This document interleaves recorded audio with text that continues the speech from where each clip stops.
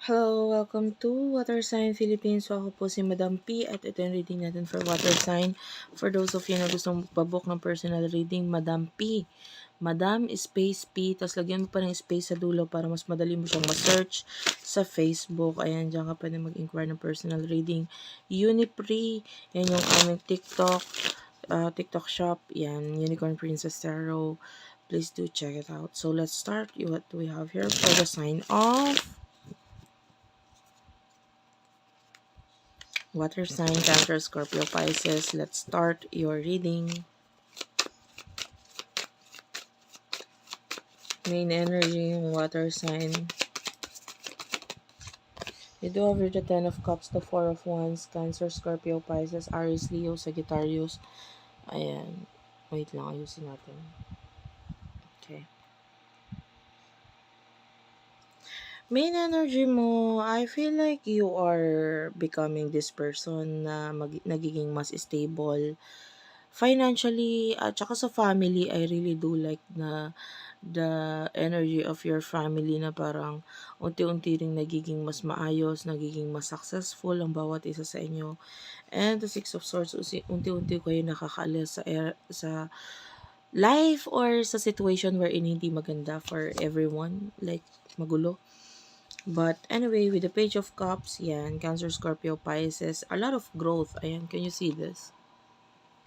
May bata dito which is nagdidilig ng halaman and nagkakaroon meron ng flowers yung pinagagawa niya. So this is like the area of your life na nagbubunga, nagiging mas maganda, nagiging mas maayos. And nakita natin ito may kinalaman sa career, may kinalaman sa family, which is good. Hindi lang ikaw, pati pamilya mo. Maganda yun kasi alam mo yung success, hindi lang naman dapat ikaw. Dapat yung mga taong importante sa'yo, nagiging successful din. Kasi bakit? You are a water sign. Importante sa'yo kung ano yung emosyon, nararamdaman ng ibang tao, lalo na yung mga malalapit sa'yo. So kung may problema sila, problema mo rin yun. So the more na nagiging mas okay ang buhay nila, naging okay din ito para sa'yo. 'Di ba? Parang hindi ka nahihila pababa or hindi nagiging mabigat for you. Kaya favorable ito para sa'yo. So anyway, sino yung person na connect mo pagdating sa love?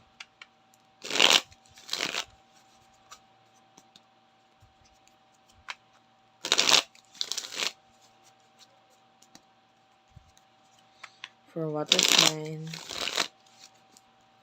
Cancer, Scorpio, Pisces. For water sign, Queen of Pentacles and the Chariot. This is a person na pwedeng umiiwas sa'yo.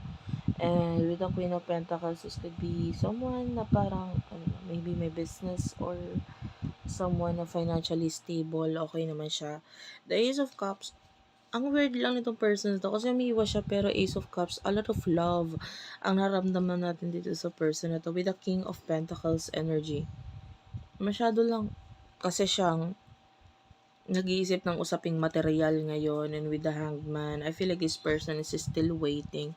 Ang gulo niya kasi naghihintay siya na lumalayo siya, umiiwas siya, pero mahal ka niya, gusto ka pa niya, or may pinagsamahan kayo na parang mahirap i-explain para sa kanya. So parang hinihintay ka nitong taong to. Ang weird niya, sa totoo lang, sa part na yun.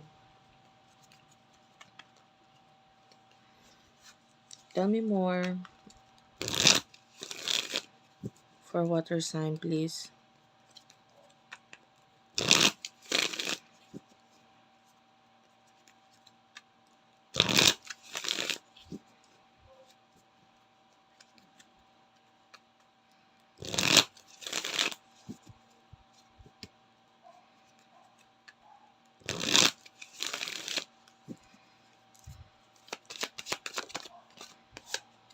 The Empress is here. Okay.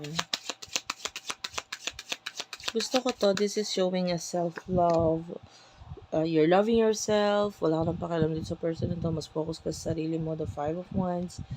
And I feel like there's changes na gusto mong gawin sa sarili mo. That's why nag-focus ka sa pag-aayos ng sarili mo. Especially ngayon, no?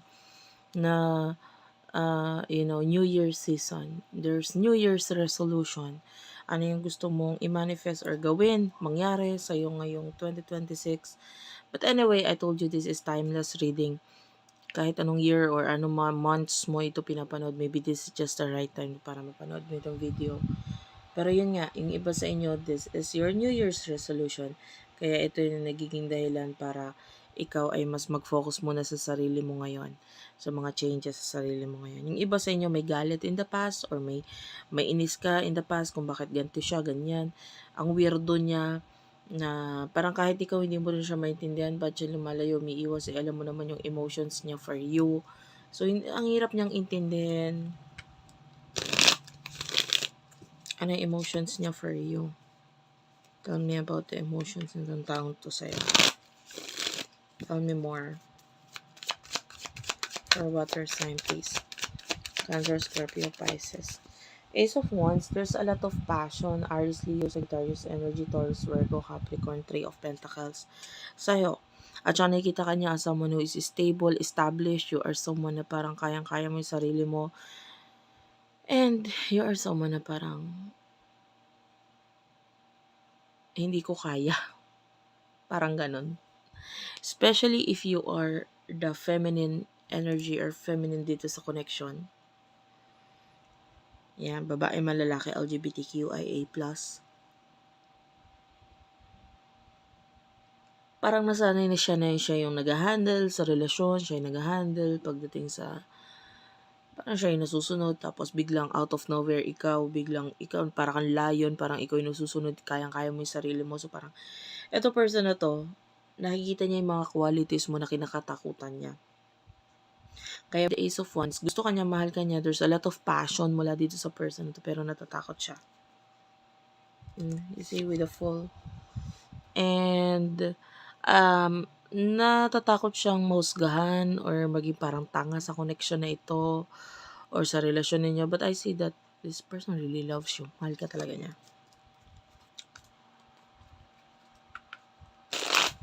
In the near future for the both of you.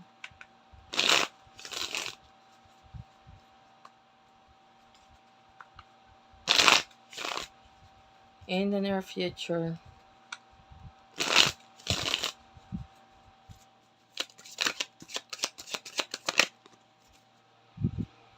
In the near future, you do over the Page of Cups and Two of Wands. Oh, wow. Nakita tayo ng growth sa'yo dito regarding sa mga plano mo. Ayan, mag-grow ka pa as a person and meron tayong mga plano dito na nakikita natin nag-work out for you. This is a positive sign. Kaya lang with the Six of Wands, pag-uusapan ka ng iba. Kasi gano'n naman talaga yun. The more you work on yourself, the more you you focus on yourself, tapos nagkakaroon ng growth sa'yo, nagiging mas maganda ka, pogi, whatever. Yung iba physical, yung iba naman financial. The more na napapansin ito ng ibang tao at naiinggit sila, pinag-uusapan ka, ayan. Ang dami mong aalisin sa sarili mo with the Tower, which is hindi naman nakakabuti itong mga bagay na ito sa'yo. You will become this person that you are manifesting na dati nililook forward mo or mataas ang tingin mo dito sa taong to, soon enough, ikaw na itong magiging ganito. Okay? Magiging mataas na rin tingin mo sa sarili mo. Okay.